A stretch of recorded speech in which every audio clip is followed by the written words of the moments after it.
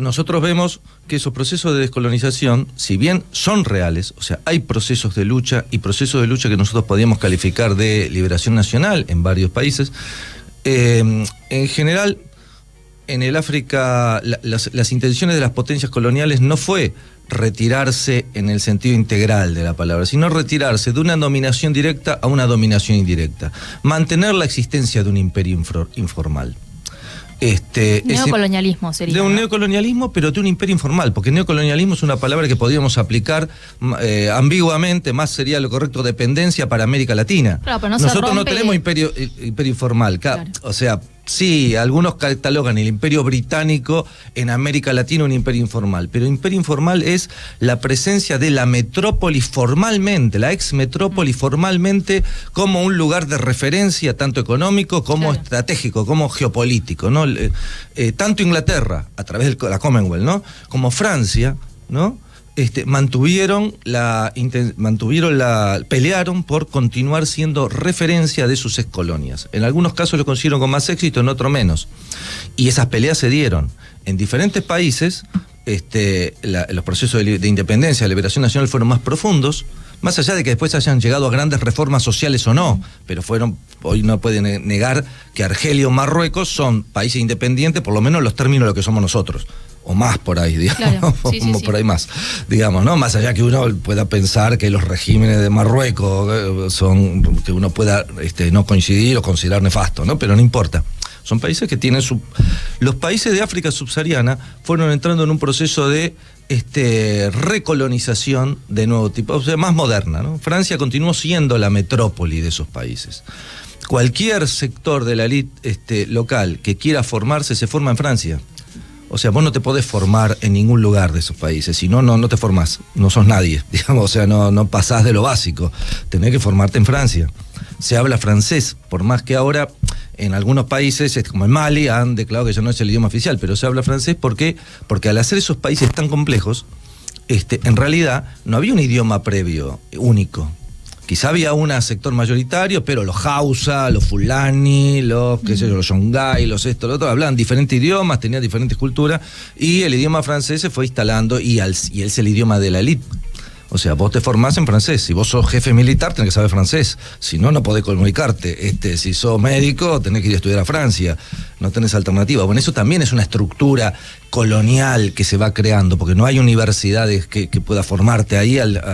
No hay una estructura de educación. Y así, eso también en las estructuras económicas. Quedaron países formados en una estructura absolutamente dependiente, absolutamente neocolonial, inclusive en la vinculación de sus monedas y de sus finanzas a Francia, ¿no? No exclusivamente como estamos vinculados nosotros al Fondo Monetario, también tienen esos problemas y demás, ¿no? Pero no simplemente eso, sino que hay una estructura como una moneda común francesa a la cual se manejan, es la referencia a sus monedas locales. A ver, para ir a la región es Níger, Nigeria, Mali, ¿no? Bueno, Nigeria es ex colonia inglesa, ¿no? Pero igual tiene mucho que ver en esto que estamos hablando. Claro, ¿no? digamos, esto es una zona donde estuvieron sobre todo en el último tiempo franceses e ingleses. Sí, franceses e ingleses. En el Sahel, en lo que se llama lo inmediato después del Sahara, antes del mar, o sea, hay dos franjas. Está la franja árabe, ¿no? La franja musulmana, árabe, ¿no? Porque la del Sahel, que también son musulmanes, en su amplia mayoría, Níger, que es la inmediata abajo del desierto, y después viene la franja de la costa, que es una franja muy amplia, ¿no? Donde está Níger, Guinea, Costa de Marfil, Costa de Oro, Senegal, toda esa franja. Senegal es la puerta de Francia. Francia partió su colonización de Senegal y marchó por el Sahel a través de los ríos, mientras que Inglaterra intentó penetrar desde las costas. Claro. ¿No? Bueno, eso se quedaron en esos territorios. En esa franja los franceses construyeron su imperio informal y es donde sostuvieron hasta ahora su presencia inclusive militar. Hoy, en Níger... Era la Gran Francia, ¿no? Era la Gran Francia. La franja de De Gaulle que se hablaba. Sí. Bueno, que siempre mantuvo... Y la idea de que se hable francés, de que se afrancesen todas las élites, sobre todo porque si uno va a los sectores populares... es otra cosa. Salvando ¿no? las distancias, más parecido a los españoles en términos de construir institucionalidad en las colonias también, ¿no? Más parecido. Los ingleses. Claro, no, los ingleses son. Tierra arrasada, digamos. Los ingleses tierra arrasada y no quieren. No les interesa que sean ingleses. Por eso los indígenas en Estados Unidos son reservas. Son reservas y han desaparecido. Digamos, y no digo que han desaparecido, pero totalmente, realmente sí. Bueno, el caso acá, de Canadá lo hemos traído acá. Vos lo ves en las caras de los latinoamericanos, en los indígenas están presentes, sea como indígenas o sea como pueblo latinoamericano. Hubo mestizaje, ¿no? sí. Hubo mestizaje. Además, los ingleses tenían una forma que se llamaba la dominación indirecta, que era dominar a través de las élites locales, captándose a determinados sectores que mantuvieran y que ellos permanecían por arriba, haciendo creer la existencia de una institucionalidad, así hubiera un ejército y una administración colonial. Así fuera la India, así fuera Níger, con sus diferentes... En cambio, los franceses intentaban afrancesar la colonia, volverlos franceses dentro de la lógica europea, ¿no? Hay más mestizaje, más bien un mestizaje cultural. Acá en América hay un mestizaje más profundo, ¿no? Las americanas, hay una discusión, eran colonias. Ahora, después de esta introducción histórica, podemos decir que lo de Níger es como también lo de Burkina Faso, ¿no? Sí. Que es un discurso que... ¿Cómo se llama el dirigente de...? Traoré, ¿no? Traoré, que es... Se basa también en la doctrina de Sankara. Tomás Sankara, que lo matan en los 80, ¿no? Que lo matan a fines de los 80. ¿Podemos decir que son golpes anticoloniales? A ver... Yo nunca me atrevo a afirmar absolutamente muchos de los temas que conozco, como conocemos acá, pero no tenemos una vinculación directa a las vicisitudes internas que llevan a los diferentes países en los cuales está sucediendo este proceso a desarrollar estos golpes de Estado. Primero lo que quería aclarar es esto, ¿no? No hay que fetichizar el modelo político. Nosotros, yo por lo menos, considero que uno ve el modelo social, el modelo económico, el progreso a las relaciones sociales, el progreso económico, el progreso cultural que produce un régimen político. Si el régimen político que hay se autotitula democracia y produce atraso, miseria, represión, marginación, la verdad que es una democracia que defender ese régimen político es defender el atraso, la marginación, la exclusión, la dependencia, el colonialismo. Entonces los golpes de Estado están en primera instancia, se legitiman a través del combate a estas formas de gobierno previas, autodenominadas en algunos casos democracia, en otra dictadura, porque Europa ahora propagandiza que se dio un golpe contra la democracia de Níger, dudosa democracia, digamos, ¿no? Sí. Pero en Chad apoyó un golpe durísimo, en África, en República Centroafricana también, la democracia de Nigeria, que es la cabeza de la supuesta intervención y restauración de las instituciones democráticas, es un régimen en el cual sin necesidad de rascar mucho, el fraude, el fraude masivo, digamos, ¿no? La muy dudosa legitimidad de esa pantalla democrática que presenta el gobierno actual, daría a dudar de qué propaganda se está haciendo. Claro, a ver, no es un concepto universal, esto lo vienen diciendo los rusos, los chinos, diciendo, lo que tiene que ser, sí, lenguaje universal es el respeto a la soberanía. Claro, y asumen estos gobiernos militares con esa impronta, digamos. Después hay que ver qué pasa en el transcurrir del tiempo. Los regímenes militares asumen, o sea, hay un sector de la élite, en este caso de la élite militar, que toma el poder desplazando a estos regímenes con estas ideas, ¿no? Con la idea de que acá el imperio informal francés no ha conseguido solucionar los problemas de seguridad con el yihadismo.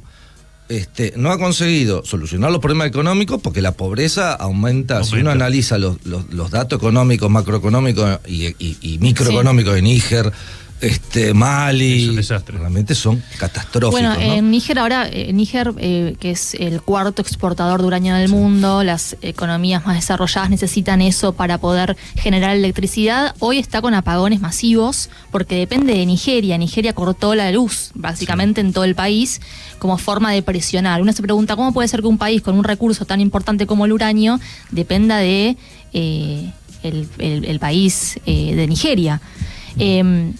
Y la pregunta es esa, ¿cómo puede ser que después de tantos años, continúe Níger como, en este caso, uno de los países, si no el más pobre del continente, cuando tiene un recurso tan necesitado a nivel internacional. ¿Vos pensás que a partir de ahora eso puede llegar a cambiar? Porque, digamos, ahora tenés la presencia de China, tenés la presencia de Rusia, y después, bueno, te voy a preguntar sobre el grupo Wagner, pero ¿pensás que hay posibilidades de Níger ahora, a partir de ahora, de empezar un camino que los lleve a mayores niveles de desarrollo?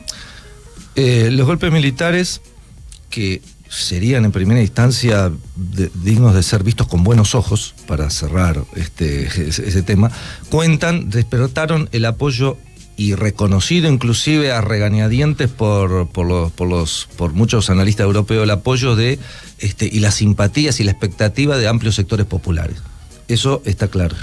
Es una coincidencia entre un sector de élite y los sectores. No es que organizaron a los sectores populares para tomar el poder. Ellos tomaron el poder y los sectores populares se activaron dando el apoyo y teniendo expectativas, ¿no? Manifestaciones con las banderas rusas. Con la bandera rusa. Eso demuestra el escenario mundial, ¿no? Claro, la gente ve quiénes nos colonizan y quiénes están peleando contra los que nos colonizan. Todo el mundo hoy tiene un celular en el Sahel, digamos, también, ¿no? Claro. Vos me preguntabas mira, yo viajé muchas veces a Bolivia hace 30 y 20 años, ya tengo una cierta edad, desgraciadamente, y todo el mundo sabe que Bolivia era exportadora de gas, ¿no? Todos sabemos las discusiones de Perón en torno al mutún, el gas, qué sé yo, y no había gas. Digamos, todo con garrafa. Y para bañarte en un hotel tenías que ver cómo... no había gas, salvo que fuera un hotel caro, ¿no? ¿Qué quiero decir? Cuando las élites dirigentes, no solo el imperialismo, cuando la clase dominante no tiene nada, absolutamente de ninguna capacidad, ni vinculación, ni interés en desarrollar su propio país y a su propio pueblo, y es totalmente ajena, como era la clase dominante boliviana hasta Evo Morales, no digo, hubo sectores de la Revolución Nacionalista, no vamos a exagerar, ¿no? Estuvo Torres, estuvieron otros, ¿no? Pero en general, la clase dominante era ajena totalmente a Bolivia, ¿no? No te olvides de bueno, de cómo terminó también, ¿no? Hubo Cuando es totalmente ajena a la clase dominante, a su propia nación, vas a encontrar que vos podés producir el uranio del mundo, donde se genera una parte de la electricidad del mundo, y vos no tener electricidad. No tenés desarrollo. Y si vos me decís cuál es la posibilidad de que el nuevo contexto internacional favorezca que esto se revierta en esos países, y eso va a depender no de China ni de Rusia. China y de Rusia, en todo caso, en la discusión mundial, ¿no? Es la discusión de acá, ¿no? Las tareas nacionales son de de los militares que tomaron el poder y de los sectores populares que están dispuestos a apoyarlo. Y el grupo Wagner, que te preguntaba Leila, porque ahí también se va dando una disputa geopolítica y militar, porque, a ver, hasta donde yo entendí, Nigeria dice, vamos a intervenir, que es la OTAN. Pero en Burkina Faso... En Níger ahora sí, ayer hubo una cumbre y se decidió la intervención. Hay que ver después cómo se instrumentaliza. Pero ¿qué puede llegar a pasar? Porque el grupo Wagner aparentemente ya está en Níger y tiene intenciones la junta militar de negociar, ¿no?, la presencia de Wagner. Acá hay un enemigo clave también, que es el yihadismo y el terrorismo en la zona. Contanos un poco acerca de eso. Perdón, que puede jugar para cualquier lado, ¿no? Por eso. Sí, el yihadismo va, claro, a ver, el yihadismo no solo está en Níger, en Libia, ha tenido problemas en Argelia, lo que pasa es que los argelinos suelen ser muy drásticos en resolver esos problemas, en Mali, y se extiende, todos sabemos el Boko Haram, por ejemplo, una de las formaciones, ¿no?, que pertenecen a diferentes formas, alianzas o estas estructuras, redes internacionales, ¿no?, que opera en la zona del lago Chad y en Nigeria. Y se van extendiendo hacia el sur. Estos grupos, bueno, evidentemente los estados, ¿no?, los estados de Mali, de Níger, han recurrido en un primer momento, más allá de sus gobiernos, ¿no?, al apoyo internacional para combatir a estos grupos, ¿no?, que tienen bases sociales. No es que no tienen bases, si no podrían movilizar miles de combatientes, ¿no? Y que operan internacionalmente, ¿no? Y operan en acuerdos también. Todos sabemos como decía acá Lucas, ¿no? Que vos podés tener un grupo yihadista que en un momento sea una terminal de la CIA y reciba recursos de un lado o recursos del otro.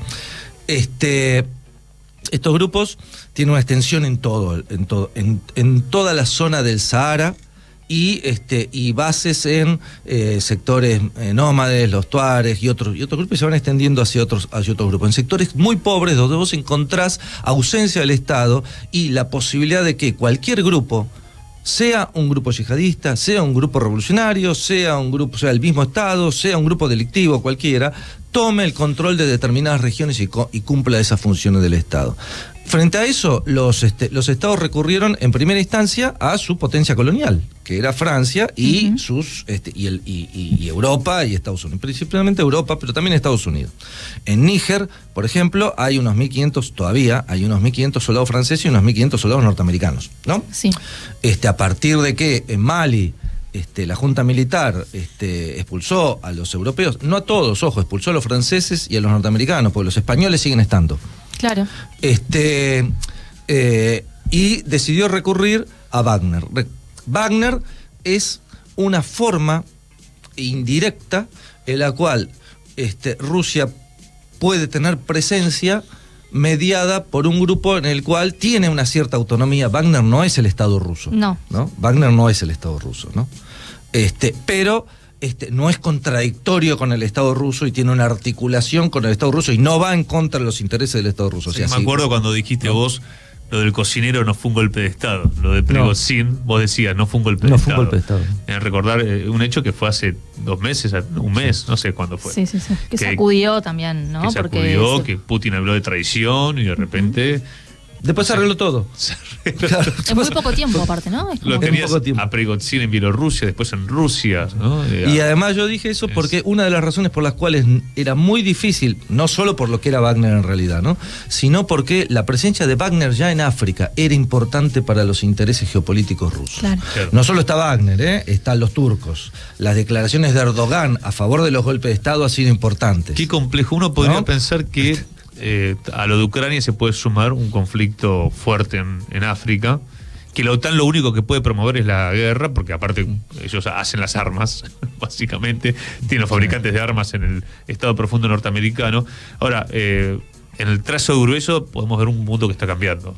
Mirá, y justamente esto, África es un continente muy saqueado, muy conflictivo, en los cuales, aun cuando nosotros vemos paz, existe un nivel de violencia y de saqueo muy grande en estos momentos han emergido por este contexto mundial y porque las potencias occidentales les está alertando el avance de Rusia, el avance de China, el avance de Turquía, el avance de India, ¿no? Porque no solo hay otros países, les está alertando fuertemente, entonces cobran relevancia estos conflictos, o el conflicto en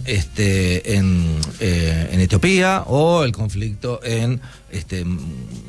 aún más degradado, el conflicto en Congo, con la explotación de los minerales en la zona fronteriza del coltán. Y demás.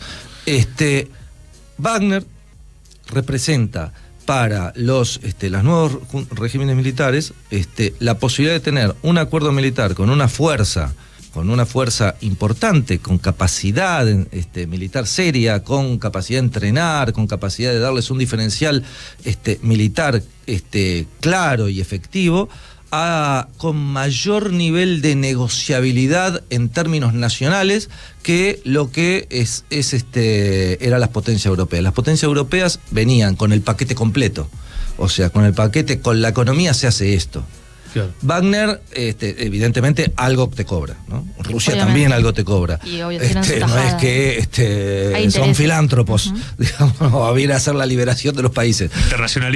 Internacionalistas generosos que solo vienen a morir por los africanos. No es así. En el Che, ¿no? Y las guerrillas por la liberación. Que esos eran, esos tenían, que el Che tenía esa impronta. Acá no estamos hablando de eso. Pero indudablemente el nivel de negociación que pueden establecer es otro. Primero porque el problema de colonización de ellos que tienen hoy es con las potencias europeas. Tienen que renegociar qué es lo que van a hacer con eso. Tal cual. Vamos a ver qué pasa. Te agradecemos mucho, Guillermo. Gracias a usted. Pasó por Punto de Partida Guillermo Cabiasca, historiador y especialista en geopolítica.